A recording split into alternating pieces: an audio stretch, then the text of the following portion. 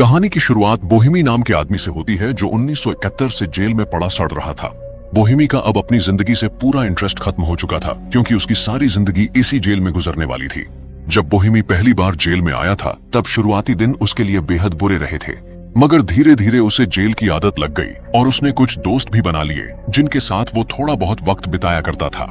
उस जेल में ज्यादातर गार्ड्स ठीक थे, मगर उन सब में एक प्रिजन गार्ड था जिसका नाम वेकिस्की था। वेकिस्की अक्सर कैदियों को बिना वजह बहुत बेरहमी से मारा करता था। अब हम देखते हैं कि उसी जेल में एक वर्कशॉप मौजूद थी जहां जाने का सपना हर कैदी देखा करता था, क्योंकि उस वर्कशॉप में 2 दिन काम करने पर 3 दिन की सजा कम हो जाती थी। साथ ही वहां काम करते करते उनका दिन भी बहुत आसानी से गुजर जाता था। शाम के 5 बजते ही उन्हें वापस जेल की सेल्स में भेज दिया जाता था, जहां वो अपना बाकी का समय शतरंज खेलते और बातें करते हुए गुजार देते थे। फिर एक दिन जेल के वार्डन ने बोहेमी को अपने ऑफिस बुलाया और उससे कहने लगा कि उन्हें अपनी वर्कशॉप की प्रोडक्टिविटी बढ़ाने की बहुत ज्यादा जरूरत है ताकि उसे बोनस मिल सके। अब वार्डन बोहेमी से कहता है कि अगर वो अगले 6 महीनों में वर्कशॉप की प्रोडक्शन बढ़ा देता है तो उसे अगले साल जेल से रिहा कर दिया जाएगा। मगर बोहेमी को इसके लिए कुछ और कैदियों की जरूरत थी। वार्डन उससे कहता है कि वो किसी भी कैदी को चुन सकता है। तब बोहेमी एक बेहद खतरनाक कैदी हैटचेट का नाम लेता है और उसका नाम सुनते ही वार्डन तुरंत मना कर देता है। मगर बोहेमी उससे कहता है कि अगर वो हैटचेट को इसमें शामिल नहीं करेगा तो बोहेमी भी इस वर्कशॉप में काम बिल्कुल नहीं करेगा। अब वार्डन बोहेमी की बात मान लेता है और फिर जेलर वेकिस्की को भेजा जाता है हैटचेट को उसकी सेल से बाहर लाने के लिए। पूरी जेल में एक अलग सेक्शन बनाया गया था जिसमें मौजूद सेल्स में बेहद खतरनाक कातिलों को रखा गया था। उन्हें जेल में बाकी कैदियों की तरह सेल्स से बाहर निकलने की इजाजत नहीं थी। अब वेकिस्की हैटचेट के सेल में पहुंचता है। हैटचेट एक बेहद खतरनाक और लंबा राक्षस की तरह दिखने वाला कैदी था जिसने कई खून कर रखे थे। बोहेमी की दोस्ती हैटचेट से जेल में कुछ महीनों पहले हुई थी जब हैटचेट को उसके सेल से बाहर निकाला गया था और उसी वक्त एक लड़ाई में उसने बोहेमी की जान बचाई थी। तब से बोहेमी और हैटचेट में दोस्ती हो गई, मगर उस दिन के बाद बोहेमी ने उसे दोबारा सेल से बाहर नहीं देखा। अब सभी कैदियों को एक बस में बैठाया जाता है। बोहेमी ने 6 कैदियों को वर्कशॉप के लिए चुना था जिनके नाम सर्शिम, चौदार, हैटचेट, प्रोफेसर, राडो और ग्रूम थे। जेलर वेकिस्की भी उनके साथ उसी बस में जाने वाला था और हर बार की तरह वो इस बार भी कैदियों को बेवजह पीट रहा था। अब वो सभी एक स्टील की फैक्ट्री पहुंचते हैं जहां सभी कैदियों को बस से उतारा जाता है।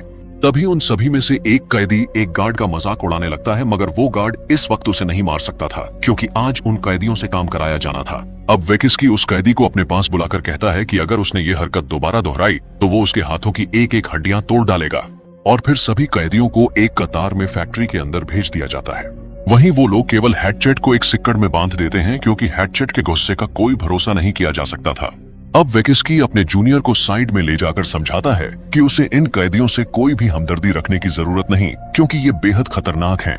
अब सभी मिलकर मशीनों को चालू करने की तैयारी में लग जाते हैं। तभी प्रोफेसर और एलियन नाम के एक कैदी के बीच बहस हो जाती है। एलियन उन कैदियों में से नहीं था जिसे बोहेमी ने अपने साथ काम करने के लिए चुना था। एलियन को वार्डन ने भेजा था ताकि वो बोहेमी और उसके साथियों के काम में हाथ बटा सके। बोहेमी उन्हें समझाता है और कहता है कि उन्हें काम पर ध्यान देना चाहिए आपस में लड़ने की वजह से, मगर एलियन बोहेमी से भी बदतमीजी करने लगता है और तभी वहां जेलर वेकिस्की आ जाता है जिसे देखकर वो तीनों शांत हो जाते हैं। तभी जूनियर गार्ड वेकिस्की के लिए बेटा होने की खुशी में चॉकलेट्स लेकर आता है, मगर वेकिस्की चॉकलेट्स खाने से मना कर देता है और फिर जूनियर कैदियों में चॉकलेट्स बांटने लग जाता है। आखिर में एलियन उन चॉकलेट्स का पूरा डिब्बा ही उससे छीन लेता है। अब वेकिस्की जूनियर गार्ड को साइड में बुलाकर उससे कहता है कि बेहतर होगा अगर वो इन कैदियों से दूरी बनाकर रखे क्योंकि इनमें और जानवरों में कोई फर्क नहीं। अगर इन्हें अंदाजा हुआ कि गार्ड नरम स्वभाव का है तो उसे कच्चा चबा जाएंगे। अब वेकिस्की उन कैदियों के बीच पहुंचता है और हैटचेट की तरफ इशारा करता है जिसने अभी तक अपनी मशीन चालू नहीं की थी। बोहेमी उससे जाकर पूछता है कि आखिर उसने मशीन क्यों नहीं चालू की। तब हैटचेट उसे मशीन के अंदर झांक कर देखने को कहता है जिसमें एक कबूतर फंसा हुआ था। अब वो सभी सोच में पड़ जाते हैं कि आखिर इस तरह की मशीन के अंदर एक कबूतर कैसे जा सकता है। बोहेमी उस कबूतर को अपने हाथों से निकालने की कोशिश करता है, मगर इसके बजाय वो कबूतर मशीन के अंदर और भी ज्यादा बुरी तरह फंस जाता है। अब उन सभी में से जिप्सी, जिसे मशीनों की थोड़ी बहुत जानकारी थी, वो कहता है कि इसे निकाला जा सकता है मगर उन्हें कुछ औजारों की जरूरत पड़ेगी जो यहाँ मौजूद नहीं है। इतने में वेकिस्की वहां आ जाता है और उस कबूतर के फंसे होने के बावजूद मशीन को चालू करने को कहता है, मगर किसी भी कैदी में इतनी हिम्मत नहीं थी कि वो हैटचेट से पंगा ले सके, इसलिए सभी उस मशीन से दूर हट जाते हैं। ये देखकर वेकिस्की अपने जूनियर को जाकर मशीन चालू करने का आदेश देता है। जूनियर हिचकिचाते हुए मशीन को चालू करने जाता है, मगर हेडचेट उसकी गर्दन को जंजीर से पकड़कर उन सभी को धमकी देता है कि अगर ये मशीन चालू हुई तो हेडचेट इस गार्ड की गर्दन उसके शरीर से अलग कर देगा। इतने में इलियन वेकिस्की पर लोहे की रॉड से हमला करता है और वेकिस्की भी बेहोश पड़ जाता है। जिप्सी जाकर वर्कशॉप के दरवाजे को ब्लॉक कर देता है ताकि उस वक्त कोई अंदर न घुस सके। अब वो सभी वेकिस्की को जंजीरों से बांध देते हैं और जूनियर गार्ड अभी भी हेडचेट के हाथों फंसा होता है। वेकिस्की उन सभी से कहता है कि कुछ ही देर में पुलिस पेट्रोल टीम वहां पहुंच जाएगी। अगर वो सभी उन दोनों को अभी आजाद कर देंगे तो उन्हें कम सजा दी जाएगी। ये सब देखकर बोहेमी परेशान हो जाता है और कहता है कि वो खुद जाकर पुलिस को यहाँ ले आएगा। मगर तभी हेडचेट उससे कहता है कि अगर उसने ऐसा किया तो वो जूनियर गार्ड को खत्म कर डालेगा। इतना सुनते ही बोहेमी रुक जाता है। अब वेकिस्की उन सभी से कहता है कि उन्हें मौत की सजा दी जाने वाली है जब वो दोबारा पकड़े जाएंगे, क्योंकि उन्होंने जेल के अधिकारियों पर जानलेवा हमला किया है और उन्हें बंदी बनाया है। ये सुनकर जिप्सी परेशान हो जाता है क्योंकि वो कई सालों से अपने परिवार से नहीं मिला था और वो अभी मरना नहीं चाहता था। जिप्सी और इलियन के बीच बहस हो जाती है क्योंकि वो इलियन और हेडचेट के कारण मौत की सजा पाना नहीं चाहता था। अब बोहेमी आकार सिचुएशन संभालने की कोशिश में लग जाता है और वेकिस्की को समझाने की कोशिश करता है कि वो सभी उन दोनों को आजाद कर देंगे और वापस अपने काम में लग जाएंगे, मगर इसी शर्त पर कि वेकिस्की उन सभी को सजा से बचा लेगा। मगर इलियन उन सभी से कहता है कि बेहतर होगा अगर वो इन दोनों को मारकर जेल से भाग जाएं। अब वेकिस्की उन सभी से कहता है कि अगर वो सभी उसकी जंजीरों को खोल दें और जूनियर को सही सलामत जाने दें तो वो सोचेगा कि आगे क्या करना है। इतना सुनाकर इलियन उन सभी से कहता है कि वेकिस्की झूठ बोल रहा है। अगर उन्होंने इन दोनों को आजाद किया तो सभी बहुत बड़ी परेशानी में फंस जाएंगे। अब प्रोफेसर और जिप्सी बोहेमी की तरफ हो जाते हैं, मगर हेडचेट कुछ नहीं कहता।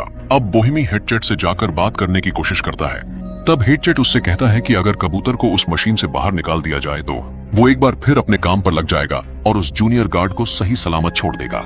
बोहेमी उससे कहता है कि मशीन के अंदर फंसा कबूतर पहले ही मर चुका है, मगर हेडचेट उसकी बात मानने को बिल्कुल भी तैयार नहीं था।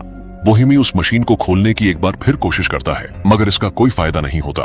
अब परेशान होकर बोहेमी हेडचेट से पूछता है आखिर वो एक कबूतर के लिए इतना परेशान क्यों है। तब हेडचेट उससे कहता है कि वो इस कबूतर में खुद को देख रहा है और वो किसी भी तरह इस कबूतर को आजाद करना चाहता है। ये सुनकर वेकिस्की जोर जोर से हंसने लगता है और कहता है कि हेडचेट जो अभी एक कबूतर के लिए इतनी परेशानी कह रहा है उसने खुद अपने हाथों से अपने भाई का कत्ल किया था। इतना सुनकर हेडचेट को बेहद जोर का गुस्सा आता है और हेडचेट वेकिस्की की जान लेने के लिए आगे बढ़ता है, मगर सभी मिलकर उसकी जंजीरों को खींचते हैं और उसे ऐसा करने से रोक लेते हैं। अब वेकिस्की बोहेमी पर इल्जाम लगाता है कि ये सब कुछ उसने पहले से ही प्लान कर रखा था और वो केवल हेडचेट के साथ जेल से भाग निकलना चाहता है और यही कारण है कि उसने हेडचेट को वर्कशॉप के लिए चुना, मगर असलियत में बोहेमी का ऐसा कोई भी प्लान नहीं था। बोहेमी उन सभी से कहता है कि वो लोग पुलिस के आने पर उनसे बात करके ये मामला सुलझा लेंगे, लेकिन हेडचेट ने अगर उस जूनियर गार्ड की जान ले ली तो बड़ी प्रॉब्लम हो जाएगी। अब वो सभी हेडचेट से उस जूनियर की गर्दन में बंधी जंजीरों को थोड़ी ढीली करने को कहते हैं और उस गार्ड को पानी पिलाते हैं। इतने में उन्हें दरवाजे से आवाजें आने लगती हैं। दरवाजे के बाहर पुलिस पहुंच चुकी थी। अब हालात और भी ज्यादा खराब हो चुके थे। इतने में वेकिस्की जोर से चिल्लाकर पुलिस वालों से कह देता है कि कैदी भागने की फिराक में हैं। अब पुलिस वाले अलर्ट हो जाते हैं और हेडचेट बोहेमी को धमकाते हुए कहता है कि बेहतर होगा वो गेट न खोले। अब बोहेमी दरवाजे पर जाकर उनसे बात करने की कोशिश करता है, मगर इतने में वेकिस्की एक बार फिर से चिल्लाकर पुलिस वालों से कह देता है कि उन कैदियों के पास हथियार मौजूद हैं। अब वो पुलिस वाले गेट को बाहर से खोलने की कोशिश करने लगते हैं। तभी प्रोफेसर उन पुलिस वालों से बाहर जाकर बात करने का फैसला करता है। दो पुलिस वालों में से एक पुलिस वाला मदद के लिए और आदमियों को बुलाने चला जाता है और एक वहीं रुक जाता है ताकि कैदी वहां से भाग न सकें। अब प्रोफेसर गेट से बाहर आता है और उस पुलिस वाले से बात करने की कोशिश करता है, मगर वो पुलिस वाला बिना कुछ सोचे समझे उस पर गोली चला देता है। प्रोफेसर वहीं मारा जाता है। अब इस बात से बोहेमी और बाकी लोगों को बेहद बुरा लगता है और बोहेमी उस गेट का लीवर तोड़ देता है जिससे उसे बाहर से खोला न जा सके। अब ये खबर सुनकर जेल का वार्डन भी वहां पहुंच जाता है और उन पुलिस वालों से सारे हालात के बारे में पूछता है। पुलिस वाले बताते हैं कि उन्होंने अभी तक कैदियों से बात करने की कोशिश नहीं की, मगर उन्हें शक है कि कैदी भागने की कोशिश कर रहे हैं।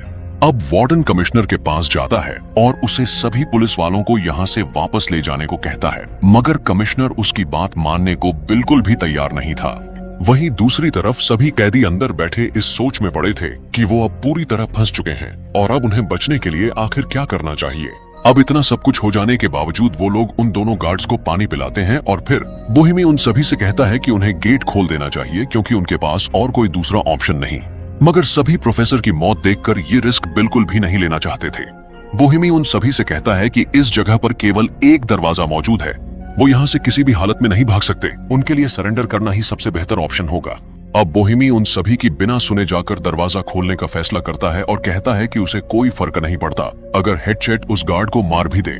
मगर बोहेमी जैसे ही दरवाजे की तरफ बढ़ना शुरू करता है, वैसे ही हेडसेट उस गार्ड को खत्म करने लगता है और बोहेमी को मजबूर करता है उसकी बात मानने के लिए। अब वार्डन एक मिनिस्टर को फोन लगाता है और उससे कमिश्नर को वापस भिजवाने के ऑर्डर्स ले लेता है। मगर वार्डन को केवल 1 घंटे का टाइम दिया जाता है इस सिचुएशन को संभालने के लिए। अगर वो इस 1 घंटे में इस सिचुएशन पर काबू नहीं पा पाया तो कमिश्नर एक बार फिर वापस आ जाएगा। अब वार्डन घोषणा स्पीकर्स की मदद से उनसे कहता है कि उनके पास 10 मिनट का समय है। अगर 10 मिनट के अंदर उन्होंने सरेंडर नहीं किया तो उसके बाद उनके जिंदा रहने की गारंटी वार्डन नहीं लेगा। अब उनके पास बेहद कम समय बचा था। अब बोहेमी हेडसेट से कहता है कि वो लोग उस कबूतर को मशीन से बाहर निकालकर सरेंडर कर देंगे। हेडसेट उसकी बात मान लेता है, मगर 10 मिनट के अंदर कबूतर को बाहर निकालने के लिए उन्हें हेडसेट की जरूरत थी, क्योंकि मशीन बेहद भारी थी और उसे हिलाना भी बेहद मुश्किल था। अब जूनियर गार्ड से चाबी मांगकर वो लोग हेडसेट की जंजीरें खोल देते हैं और फिर हेडसेट उस मशीन को खोलने की कोशिश में लग जाता है। अब सभी सरेंडर करने का फैसला कर चुके थे, मगर इलियन अब भी सरेंडर करना नहीं चाहता था। इलियन सभी से कह रहा था कि वो वेकिस्की को अपने साथ बाहर ले जाएगा और उसकी जान के बदले वहां से किसी तरह भाग निकलेगा। अब इसी बात में बोहेमी और इलियन की बहस हो जाती है और इलियन बोहेमी की जान लेने की कोशिश करता है, मगर हेडसेट इलियन को उठाकर फेंक देता है और बोहेमी की जान बचा लेता है। अब बारी थी उस मशीन को खोलने की ताकि जल्द से जल्द उस कबूतर को मशीन के बाहर निकाला जा सके। अब हेडसेट अपनी पूरी शक्ति लगाकर बेहद जोर से उस मशीन को खोलने की कोशिश करता है और उसका एक लेयर खुल भी जाता है, मगर उस कबूतर को बाहर निकालने के लिए एक लेयर और खोलने की जरूरत थी जो हाथ से तो बिल्कुल भी खुलने वाला नहीं नजर आ रहा था। अब उन्हें मशीन के अंदर कबूतर फड़फड़ाता हुआ नजर आ रहा था। अब हेडसेट उसे देखकर सभी को बताता है कि हर रोज उसे सपना आता है कि कुछ लोग उसे जिंदा दफना रहे हैं, और जब वो उन्हें आवाज लगाकर पुकारने की कोशिश करता है तब वो लोग हंसने लगते हैं और उसे तड़पता हुआ छोड़ जाते हैं। हेडसेट को ये सपने कई दिनों से परेशान कर रहे थे। उसे इस कबूतर में खुद की परछाई नजर आ रही थी, इसलिए हेडसेट उसे मरने नहीं देना चाहता था। अब वो लोग एक बार फिर मशीन खोलने की कोशिश करने लगते हैं और बोहेमी जाकर जूनियर गार्ड से मदद मांगता है। जूनियर शुरुआत में उसकी मदद करने से मना कर देता है, मगर बोहेमी के धमकाने पर उसे उनकी मदद करनी पड़ती है। अब कमिश्नर बैठकर सभी कैदियों के केस देख रहा होता है, वहीं दूसरी तरफ सभी उस मशीन को खोलने की लगातार कोशिश कर रहे होते हैं, मगर वो मशीन बेहद भारी और मजबूत थी, उसे खोल पाना कुछ ज्यादा ही मुश्किल हो रहा था। वहीं दूसरी तरफ 10 मिनट गुजरने में थोड़ा सा ही समय बचा था। अब उनकी मदद करते वक्त जूनियर गिप्सी से पूछता है कि आखिर हेडसेट ने कौन सा गुनाह किया है। तब गिप्सी उसे बताता है कि कई सालों पहले हेडसेट एक स्टील मिल में काम किया करता था। उन दिनों उसने पैसे इकट्ठा किए थे अपने भाई की शादी के लिए। उसने पूरे गांव को शादी में बुलाया था और कई सारे इंतजाम कर रखे थे, मगर उसकी जिंदगी में एक बहुत बड़ी समस्या थी। उसे शराब की लत बेहद ज्यादा थी। उसका भाई उसे शराब पीकर तमाशा बनाने से रोक रहा था, मगर इतनी सी बात पर उसे इतना गुस्सा आ गया कि उसने अपने भाई को ही मार दिया, और जब उसके पिता ने उसे रोकने की कोशिश की तो उसे भी मार दिया। अगली सुबह जब हेडसेट को होश आया तब उसने पुलिस को सरेंडर कर दिया। अब 10 मिनट गुजर जाने के बाद वार्डन दरवाजे पर बोहेमी से बात करने की कोशिश करता है। बोहेमी उससे कहता है कि एक मशीन में एक कबूतर फंसा है, उसे बिना बाहर निकाले वो लोग दरवाजा नहीं खोल सकते, उन्हें केवल थोड़ा और वक्त चाहिए, उसके बाद वो लोग चुपचाप सरेंडर कर देंगे। वार्डन कहता है कि उसे वेकिस्की से बात करने की जरूरत है, मगर वेकिस्की वार्डन से झूठ कहने लगता है कि इन कैदियों को भागने के लिए और वक्त चाहिए, ये केवल झूठा बहाना कर रहे हैं।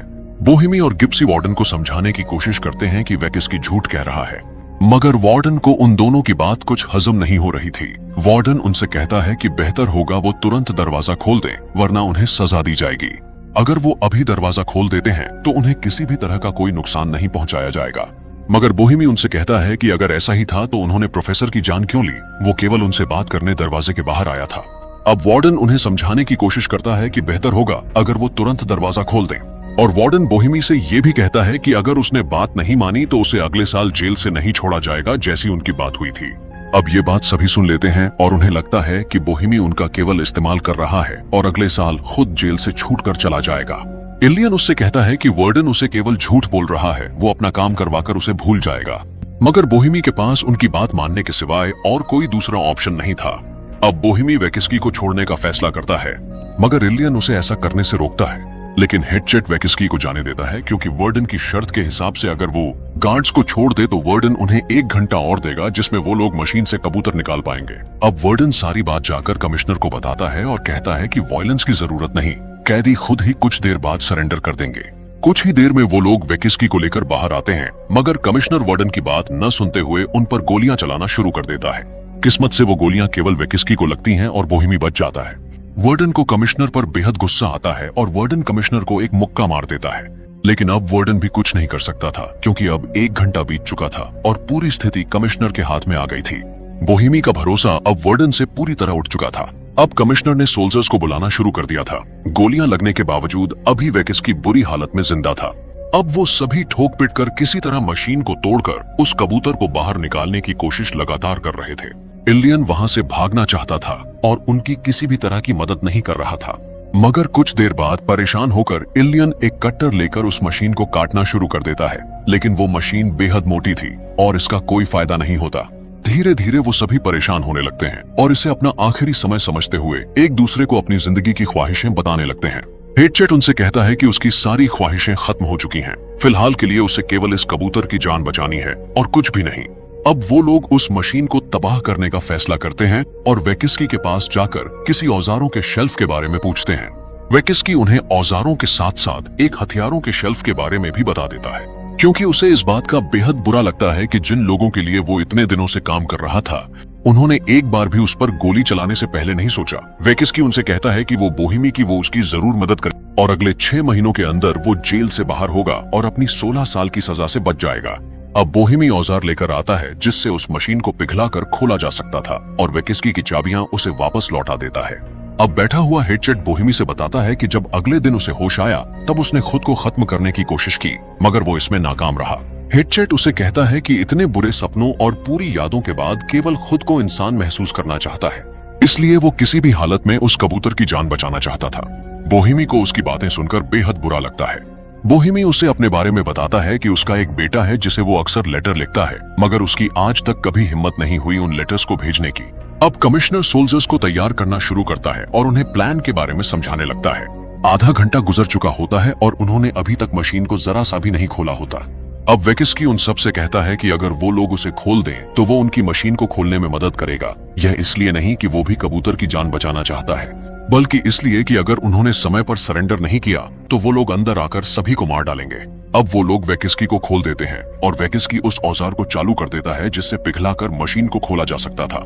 अब कमिश्नर के बुलाए सोल्जर्स ने वर्कशॉप की गेट पर डायनामाइट्स लगाने शुरू कर दिए थे ताकि गेट को उड़ाकर अंदर घुसा जा सके। अब कई देर की मेहनत के बाद आखिरकार वो मशीन खुल चुकी थी और अंदर मौजूद कबूतर सही सलामत था। अब वेकिस्की अपनी गन निकालता है और उन सब से जमीन पर लेट जाने को कहता है। सभी लेट जाते हैं, मगर हेडचेट नहीं लेटता और उस कबूतर को पानी देने लगता है। इतने में वेकिस्की उस कबूतर पर गोली चला देता है, जिससे हेडचेट को इतना गुस्सा आता है कि वो गोली खाने के बाद भी वेकिस्की को मार डालता है। जूनियर गार्ड इतना डर चुका होता है कि गोली चलाने की हिम्मत नहीं कर पाता। अब वो सभी मिलकर उस कबूतर को बाहर निकालते हैं। इतने में कमिश्नर उस गेट को डायनामाइट से उड़ा देता है। अब सारे सोल्जर्स अंदर आ जाते हैं और बोहेमी, हेडचेट और बाकी सब उस धमाके के बाद जमीन पर पड़े होते हैं। हेडचेट खड़ा होकर उस कबूतर को उड़ा देता है और सभी सोल्जर्स उस पर फायर कर देते हैं। कई गोलियां खाने के बावजूद हेडचेट अपनी जान गंवा देता है और वो कबूतर उड़ता हुआ खिड़की से बाहर चला जाता है। अब बोहेमी भी उठ खड़ा होता है और तीनों अपनी जान की परवाह किए बिना इसे अपनी जिंदगी में किया पहला अच्छा काम समझते हुए खुशी से झूमने लगते हैं। कमिश्नर उन पर गोली चलाने वाला होता है, मगर जूनियर गार्ड उसे ऐसा करने से रोक लेता है। जूनियर गार्ड सभी से कहता है कि हेडचेट ने सभी को बंदी बना लिया था और वो तीनों मौत की सजा से बच जाते हैं। यही हमारी कहानी खत्म होती है। जाते जाते हमारे चैनल को सब्सक्राइब करना बिल्कुल भी ना भूलें।